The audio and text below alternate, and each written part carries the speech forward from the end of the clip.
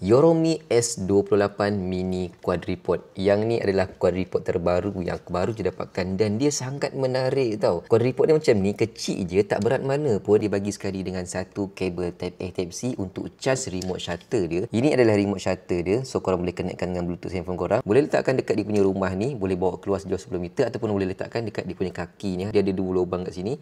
So masukkan je. Jadi bila kita gunakan dalam mode selfie stick, mudah nak tekan remote shutter ni. Ada juga satu karabiner dia bagi kat sini. Karabiner kita boleh sangkutkan dekat bahagian tepi mini quadripod ni. Dekat grip holder ni kedua-duanya ada cold shoe, jadi kita boleh mountkan kita punya mikrofon ataupun kita punya lampu.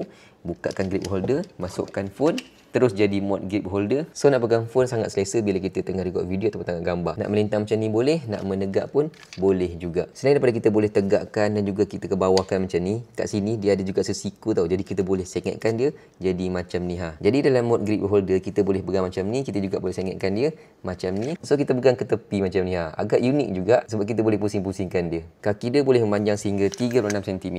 Jadi untuk kita selfie ke wifi ke boleh saja, tak ada masalah punya. Kaki dia kita boleh buka dengan cara tekan jabatan tengah-tengah ni dan dia akan buka keluar 4 kaki macam ni. Boleh letakkan dekat atas meja ataupun kita atas permukaan yang rata. Nak tinggi macam ni boleh, nak rendahkan pun boleh juga. Nak ketepikan dia, tak ada masalah, kita boleh buat macam ni ataupun kita boleh buat macam ni.